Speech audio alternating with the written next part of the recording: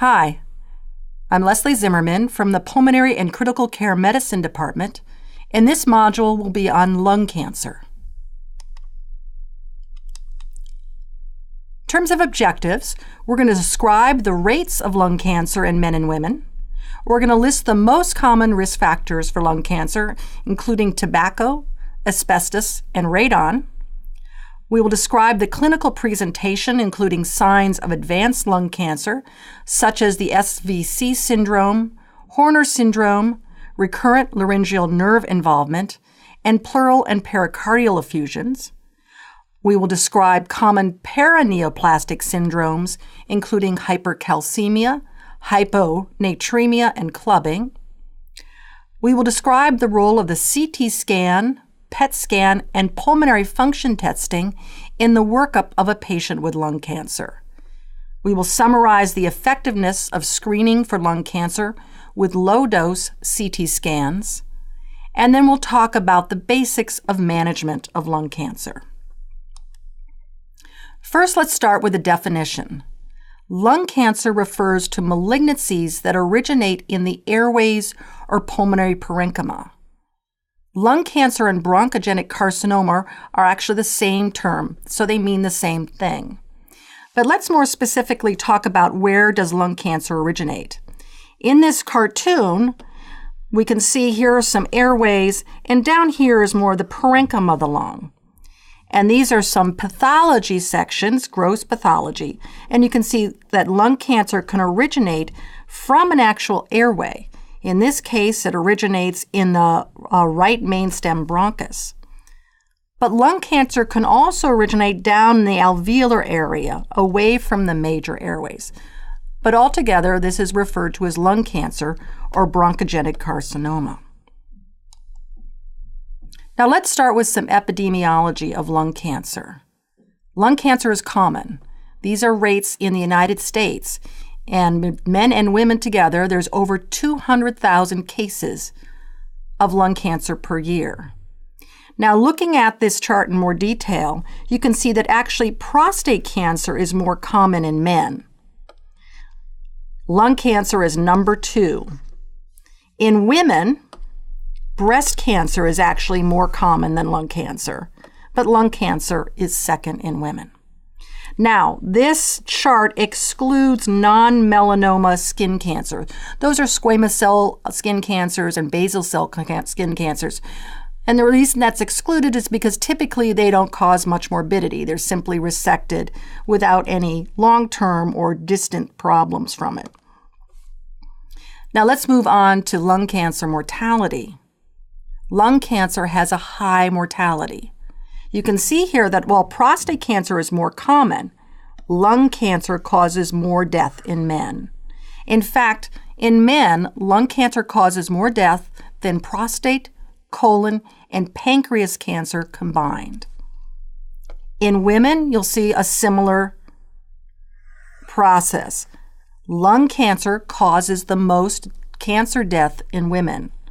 Even though breast cancer is more common, lung cancer in women causes more cancer death than breast and colon cancer combined. Let's show the same data in a different way. Here you can see that this shows the incidence of cancers per 100,000 people in blue, and then the death rate in red. And again, prostate in men and breast cancer in women are much more common, but much less likely to cause death. Compare that to lung cancer. While not quite as common as prostate and breast cancer, it's much more likely to cause death. In fact, lung cancer is, as we showed in the previous one, is the leading cause of cancer death in both men and women in the United States. Patients with lung cancer only have a 15% 5-year survival.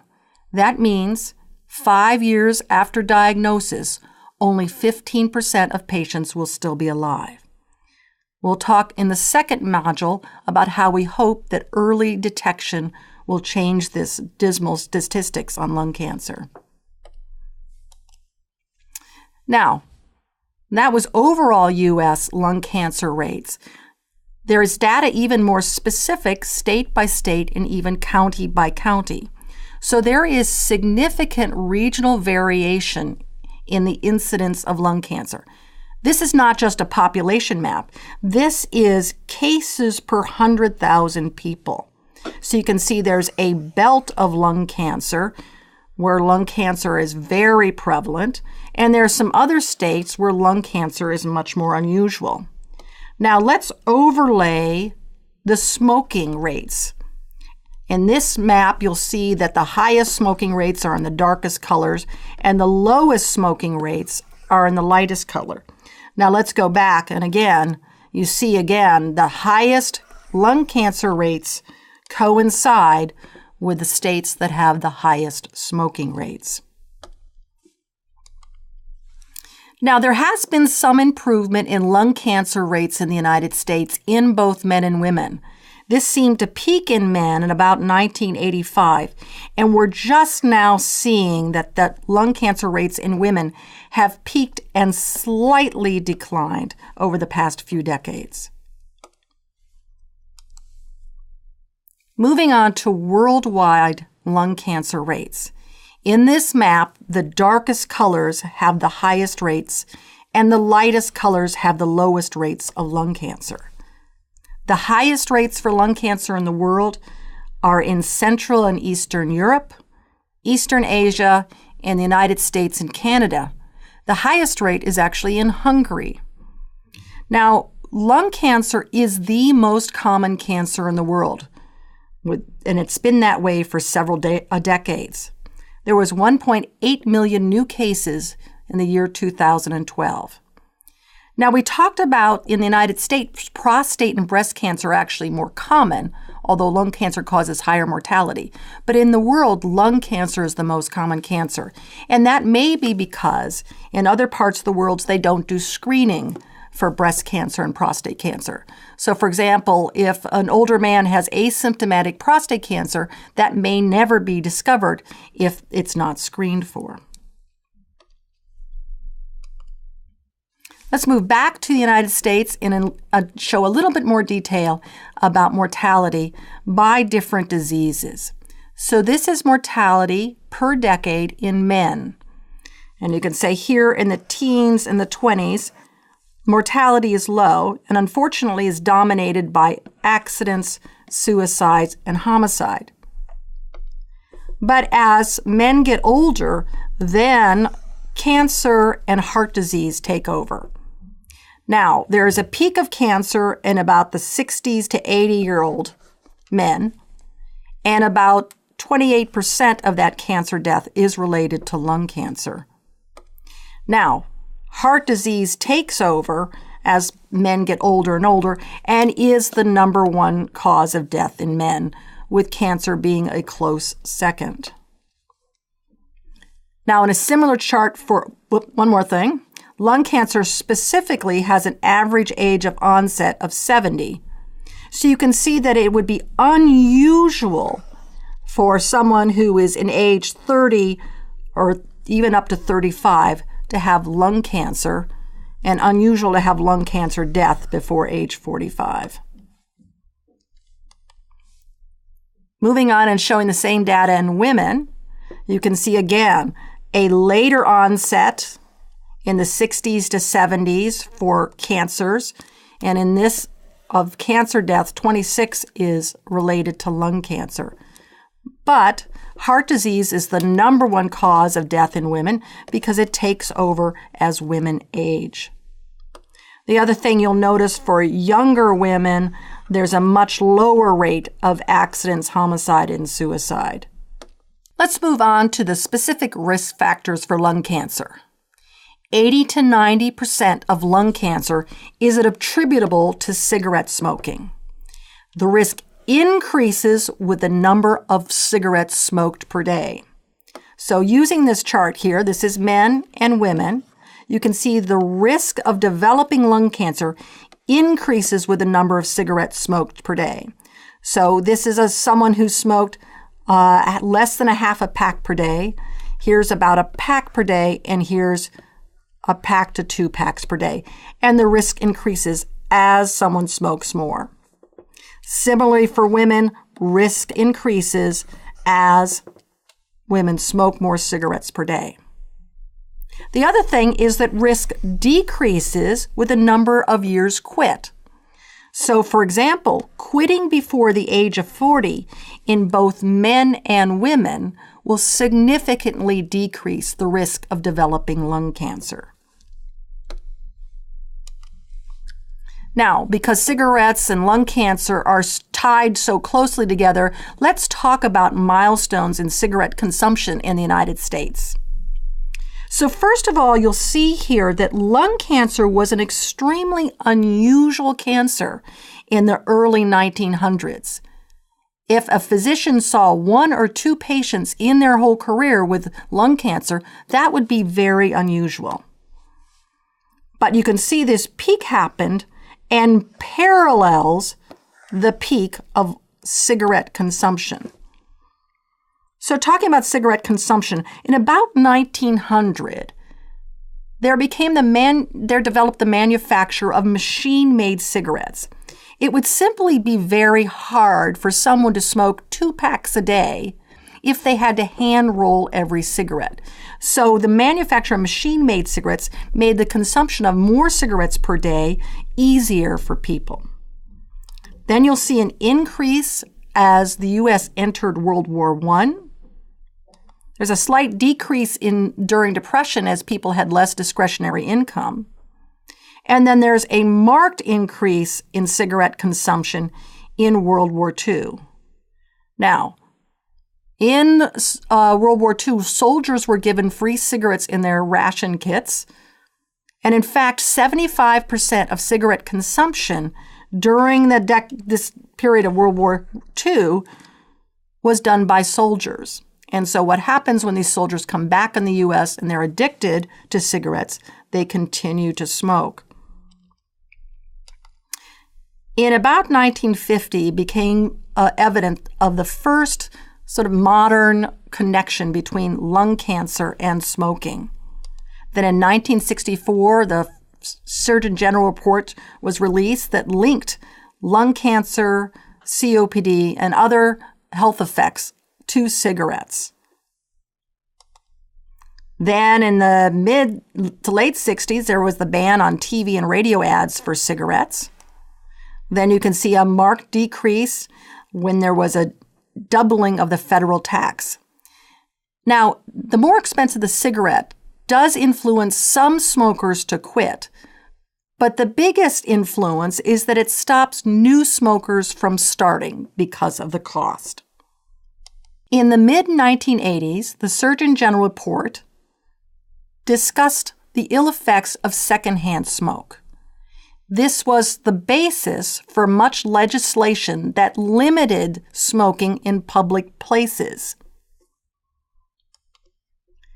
Then in the late 1990s, nicotine replacement became an over-the-counter medication, so you didn't have to have a physician's prescription to buy it.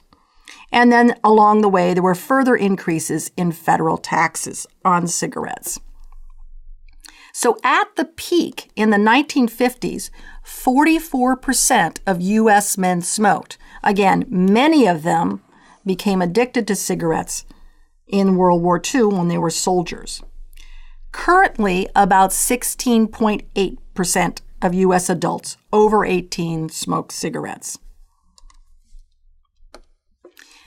Now, 16.8% breaks down to about 18.8% of U.S. adult men and about 14.8% of U.S. adult women. Now, when do people smoke? Well, most smokers are in the age group of 25 to 44. But you can see most of them started earlier than that, in the late teens to early 20s. You have seen this map before. This is smoking prevalence throughout the United States, state by state. And you can see that there are some states that have very high rates of smoking. Here in California, the rate is much lower. And you tend to not appreciate how many people smoke until you visit some of those states and you see many more people walking around on the sidewalk smoking or in other public places. Now, cigarette consumption worldwide. Now, this looks very similar to the lung cancer prevalence, again, showing that link between cigarette consumption and lung cancer. You can see cigarette consumption is highest in those same areas in Eastern Asia, the United States, Canada, and Eastern Europe. And that's men and women. The other interesting thing we see about cigarette consumption is that it's very different between men and women depending on the income of the particular country. So in low-income country, the vast majority of smokers are men, and very few women smoke. But as income rises, there's a much more of an equalization than a number of smokers between men and women. In fact, over and over again, we've seen this interesting phenomenon of a country that may start off as resource poor, has an economic growth period, and becomes more resource rich, that you see this occurring in the population. Men are early initiators of smoking as there's more discretionary income, and then it peaks, and then it becomes less of a status symbol, and then there's more dissemination of the ill effects of smoking, and as the economic growth continues to rise in the country, the percentage of male smokers declines. Unfortunately, it never declines back to its first state. So there's a significant number of men who remain addicted to cigarettes. And in women, this happens a little bit later. Even though there's economic growth in the country, it may be that women are later initiators because they have less access to discretionary income or for another variety of social reasons. But then as an economic increase in the country, you'll see an increase in the number of women smokers, and then a decline as, again, the information about the ill effects of smoking is widely disseminated, but unfortunately, again, it never goes back to the state before cigarettes were introduced into the population. Now, in terms of countries that have made good progress in cigarette consumption, these countries have had the biggest reduction in smokers. That's the United States, Japan, the United Kingdom. Unfortunately, this is by far exceeded by the countries that have had an increase in the number of smokers. Now, this is not a percentage increase in smoking. This is actually a change in millions of smokers. So this is an actual number increase in smokers in these countries. Let's talk specifically about the carcinogen in cigarettes. So tobacco smoke is a mixture of over 5,000 chemicals, and these are just some of the most recognized products that are known carcinogens that are inhaled with cigarette smoking. Now, this is different than this term called tar. Tar is actually the resin of partially combusted particulate matter, so that sort of black tarry stuff that one sees after smoking cigarettes, perhaps on the filter. Now, this led to the advertisement of low-tar cigarettes. Now, tar is the resin, and many of these carcinogens are volatile gases or product. So these are not related, despite the fact that these were advertised as a healthier cigarette. So finally, in 2001, the Institute of Medicine concluded that smoking these lower tar cigarettes did not benefit smokers. So these lower tar cigarettes are not a safer cigarette. Now, the carcinogen and tar are not why people smoke. They smoke because of the nicotine and the addiction of nicotine that occurs with tobacco smoking. Now, first of all, what is a substance addiction? So a substance, if addicted, if it's characterized by the following behaviors in the user, there's impaired control over use, there's compulsive use, There's continued use despite knowing harm, and there's craving. So a smoker that even maybe they have a cold that day will wake up and the first thing they want to do or need to do is smoke a cigarette.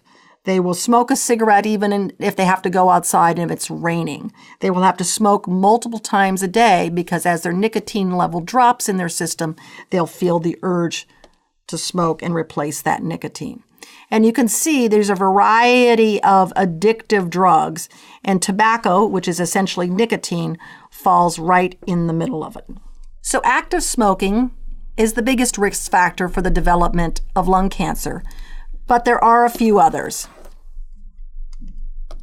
So passive smoking or secondhand smoke is the smoke that an involuntary inhaled by non-smokers. So it's a combination of two things. It's exhaled smoke after the smokers exhaled the cigarette smoke, but also the side stream smoke. That is the smoke when just the cigarette is burning and all that smoke that comes from that. It is estimated that living with a smoker causes a 20% increased risk of lung cancer. Now, in terms of secondhand smoke in the workplace, that is in the United States, at least very dependent on the job and current local, state, and even county and city laws. I do want to mention the risk of passive smoking in multi-unit housing. Especially in low-income housing, you might have multiple units that all share the same common air duct or ventilation system. So if one person is smoking in one apartment, essentially many people may be exposed to passive smoking. In terms of other risk factors for lung cancer, another one is asbestos. Now, asbestos is a mineral that's mined, and you can see it forms these long, stringy sheets. And these can be woven into cloth and then made into insulation, even clothing or gloves. And they're very protective against heat. So they were used for many years anytime that there was something that was hot that you needed to pick up. So in industry and even in home use. Unfortunately, the fibers can break off, and these little needle-like fibers can be inhaled into the lung. Now, most but not all asbestos has been removed from production. You can still find it being used and incorporated in low doses in things like brakes or clutch pads, things that get very hot, and you need to have that heat insulation. But let's look at this short video to find out other ways that people can be exposed to asbestos. As a worker or homeowner, the hazard exists when undertaking a renovation or demolition. The danger is releasing the asbestos fibers into the air.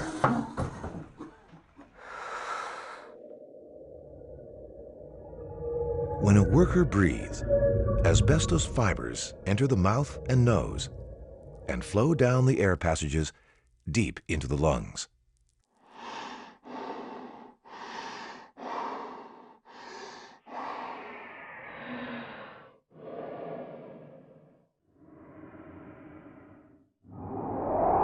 The fibers lodge in the delicate lung tissue where oxygen is absorbed into the blood.